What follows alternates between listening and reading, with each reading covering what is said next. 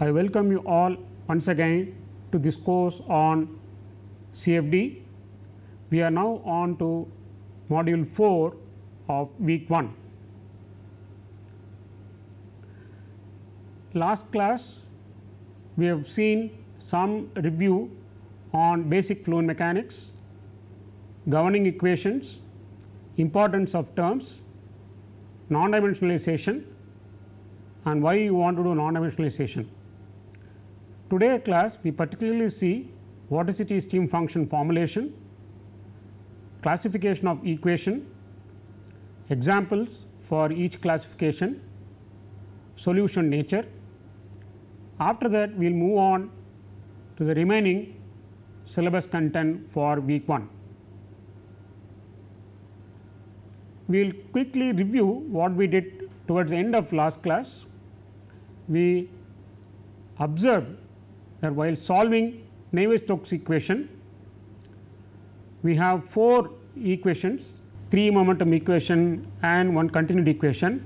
There are 4 variables, primary velocity variables u, v, w and pressure. Though we have separately equations for velocity, there is no separate equation for pressure, and pressure acts like a source term in all the 3 equations. The another major difficulty is convective term. We noticed that in convective term velocity multiplying its own derivative, which behaves like a nonlinear term, and solution is obtained only through iteration. Now there is a question, is there a way to overcome? So alternatively we have to devise an equation in such a way there is no pressure term, as well as whether we can remove or rewrite nonlinearity in the convection term. So towards that we take first 2D unsteady incompressive flow situation, 2-dimensional Navier-Stokes equation. So we rewrite here the full equation. We also write continuity equation for 2D steady incompressible situation. So differentiate equation 1, that is the x momentum equation with respect to y, and differentiate the second momentum equation, that is equation for v with respect to x, and subtract one from the other. This is a algebraic step that we are going to follow.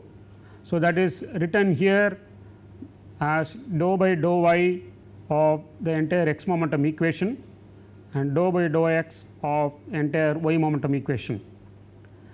Now this operator dou by dou y needs to be operated upon each term in this equation.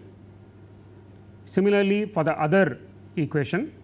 So what we do, we will take first term, explain how to do, also for the second term, then the procedure is repeated for the remaining term. So we will take the first term, that is unsteady term. So dou by dou x of dou v by dou t, which is coming from the second momentum equation, dou by dou y of dou u by dou t, which is coming from the first momentum equation, subtract one from the other, and we know this partial derivative can be interchanged. So dou by dou t common is taken out, dou v by dou x minus dou u by dou y is inside of it. Now we also know the definition of vorticity omega, we learned in the first class. So it is dou v by dou x minus dou u by dou y. So if you substitute definition of vorticity in this expression, then we get first term of the vorticity transport equation, which is dou by dou t of omega. You can repeat this exercise for each term. So here I am showing you for the second term, which is dou v by dou x and dou by dou x of dou v by dou x, which is the second term in the y momentum equation. Similarly, dou u by dou x, which is the second term in the first momentum equation, and you take a dou by dou y of dou u by dou x, and velocity is outside. So, this if you do, then we get u into dou by dou x and dou v by dou x minus dou v by dou y. This is same way, the common term, and here it is exchange. So, the common term is taken out. Once again we recognize the term in the bracket as vorticity. So, u into dou by dou x of omega. So, we get second term, which is like a convection term of the vorticity transport equation. We repeat this exercise for each term and we get a complete equation as this. So, rho into dou omega by dou t plus u into dou omega by dou x plus v into dou omega by dou y on the left hand side. On the right hand side, mu into dou squared omega by dou x squared plus dou squared omega by dou y squared. Now, if I look at this term, each of this term, first term is unsteady term, which is a local acceleration similar to local acceleration term in momentum equation, and next two terms are convection term similar to convection term in momentum equation. Now, we do replace them, rewrite this equation taking the definition of total derivative. So, which is capital D by dt of omega, and on the right hand side mu into del squared omega. So, equation 5, that is this equation, is actually parabolic in nature. We are going to talk about solution or equation classification in few slides down the line. So, right now we just take that this is a parabolic equation, and equation 5 is called vorticity transport equation. So, last class we had seen up to this point, we just wanted to review, and then we move on to the next part, that is a stream function. We know the stream function definition relating to the velocity, dou psi by dou x equal to minus v and dou psi by dou y is equal to u. Here also we start doing some arithmetic and calculus operation. So, take the first term, differentiate with respect to x, take the second term, differentiate with respect to y, and add them up. Dou by dou x of dou psi by dou x plus dou by dou y of dou psi by dou y equal to dou by dou x of minus v plus dou by dou y of u. So, on the left hand side you get dou squared psi by dou x squared plus dou squared psi by dou y squared. On the right hand side you can rearrange a little bit. So, minus sign dou v by dou x minus dou e by dou y. Again we are able to observe the term in the bracket on the right hand side, which is dou v by dou x minus dou u by dou y, which is a vorticity. Hence, we use the definition of that vorticity to rewrite that equation as dou squared psi by dou x squared plus dou squared psi by dou y squared equal to minus omega. In other words, del squared psi equal to minus omega. We number this equation as 7, and as I said before, we are going to talk about classification of equation few slides down the line, and this equation 7 is elliptic in nature, and del squared psi, if it is del squared psi equal to 0, such a equation is called Laplace equation, whereas if it is del squared psi equal to some source term on the right hand side which is minus omega, this is called Poisson equation. Now, we rewrite this equation once again, that is writing equation 4, which is a vorticity transport equation, and writing equation 7, which is in terms of stream function relating to vorticity, del squared psi equal to minus omega. Now, what do? We substitute this relationship, that is relating omega with the psi into this equation. So, each of this term omega are now written in terms of psi, and we will see how it. We also replace velocity variable u and v in terms of psi. We get an equation like this, dou by dou t, and then omega is replaced with del squared psi. Similarly, u is replaced with dou psi by dou y, and so on. Now, the common term, common sign, minus sign is a common, which is removed, cancel from the entire equation. So, you get finally you get equation like this. Now, if you look at this equation, first this is a fourth order equation, because you have a fourth order term here, and then in this equation only psi is a variable, there are no other variables. So, it is a complete transport equation only with the variable psi, and this is a scalar equation, because psi does not have a direction. Now, equation 7, that is del squared psi by del squared psi equal to minus omega, and equation 8, which is a transport equation written only with the psi.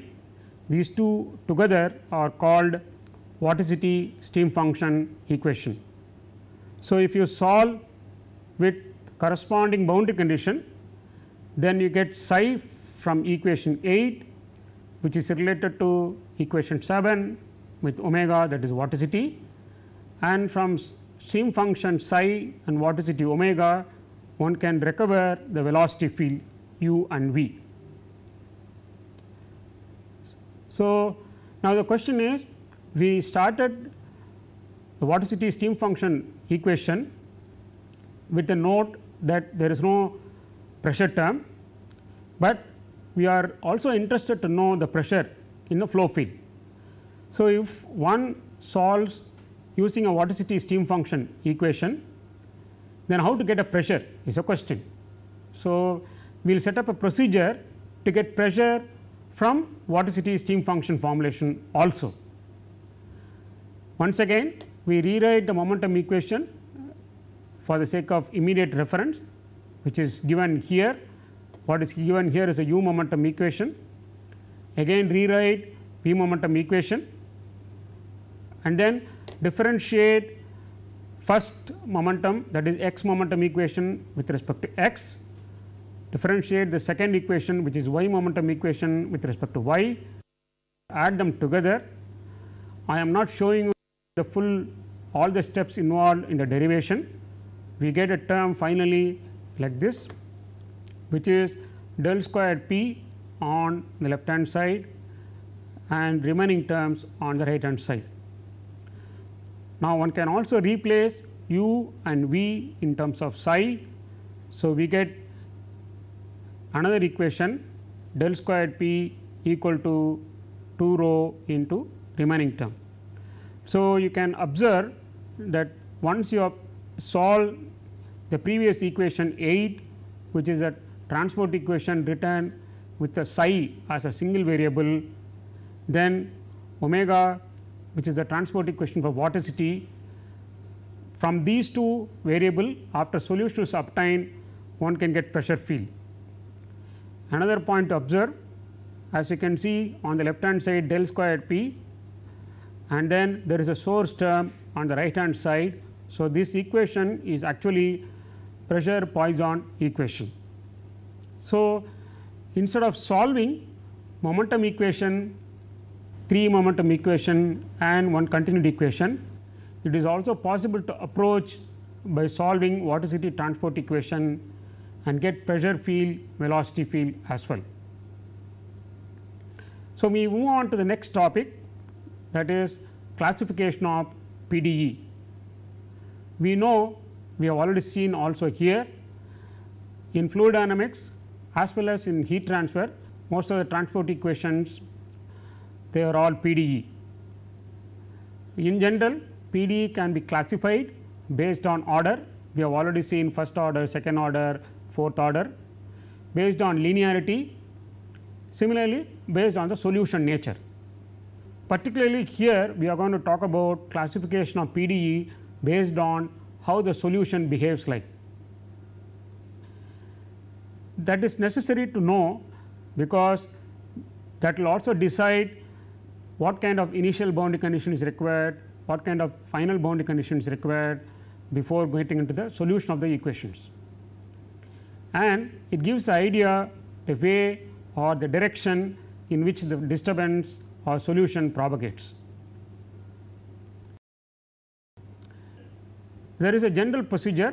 Consider a linear second order PDE with the two independent variable, which is usually given here, and it is possible to fit any linear second order PDE into this generic form: A dou squared phi by dou x squared, B dou squared phi by dou x and dou y, and so on. So, it is possible to fit or rewrite any governing equation into this generic form.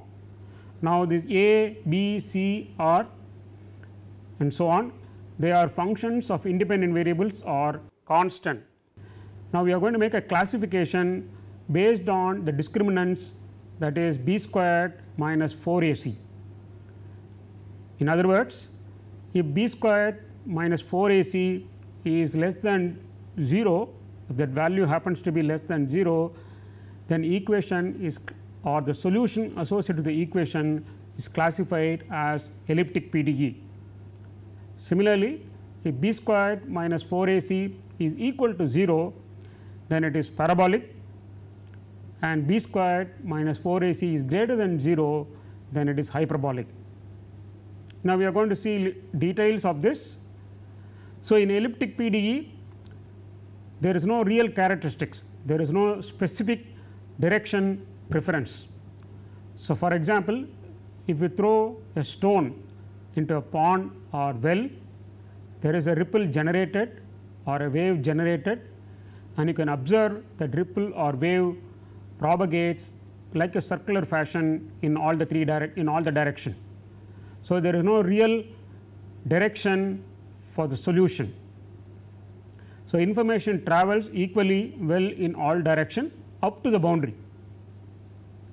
In the case of hyperbolic PDE, disturbance propagates at finite speed in a limited region within the characteristics curves. There are two characteristic curves in hyperbolic PDE. Compressible flows falls under hyperbolic PDE, and parabolic PDE, here information travels in only one direction along one characteristic curve. Now, having defined the classification elliptic, parabolic and hyperbolic, one tends to ask a question, what about the Navier-Stokes equation itself? The complete Navier-Stokes equation, that is unsteady term, convection term, 3-dimensional along with the pressure term on the right hand side, does not fall under any one such category specifically. They are coupled, nonlinear PDE, and as we have seen before with 4 variables. We will now specifically see what is elliptic PDE. So, one of the example that is given here is Laplace equation or Poisson equation, squared phi equal to 0. This is called Laplace equation. This equation is a generic form. It has for pressure or for temperature distribution, phi can be any variable. If on the right hand side, if it is not 0, but it is with a source term, which is here given here as g of x and y, then that particular equation is called Poisson equation. Now, if you follow the discriminant procedure taking the coefficient values, so b is 0, a is 1 and c is 1.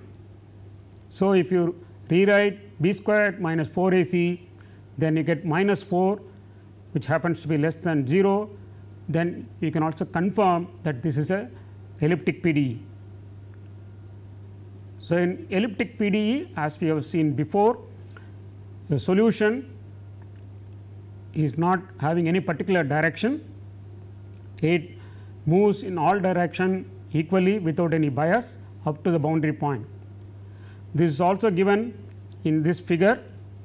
So, you need to specify boundary condition on all the 4 direction, and solution is restricted full domain. So, next is a parabolic PDE. Again I am giving you one example, the one dimensional heat conduction or diffusion equation, and it is given with for alpha positive real constant as dou T by dou T equal to alpha dou square T by dou x square. It is a one dimensional equation, and capital T, which is to represent temperature, and the small t is for time, and follow the procedure of discriminant evaluation. B equal to 0 and C is equal to 0 and A is equal to alpha for this equation fitting with the generic equation. So, B squared minus 4 AC equal to 0. So, we know for that value the equation is parabolic in nature. So, as you can see here, the time derivative component appears, and we have observed that in Navier-Stokes equation first term on the left hand side is a time derivative term. The solution advances outward from a known initial values, that means it only marches in one direction, and you need to specify initial value. So, such a problem is also called marching type problem, and sketch wise it is given here. So, this is a starting and you specify initial condition, and there is a boundary condition on for different time value, and solution marches in one direction. You do not come back and try to do boundary condition implementation at time is equal to 0. In today's class we have done a complete derivation on vorticity transport equation, understood the advantage of vorticity transport equation, how to obtain pressure field as well as velocity field once you solve the vorticity transport equation. The next topic we took classification of partial differential equation pertaining to solution obtained in fluid dynamics as well as in heat transfer. We have understood what is elliptic PDE with an example. We also described what is parabolic PDE and how does the solution look like. So, we will take another interesting topic in the next class. Thank you.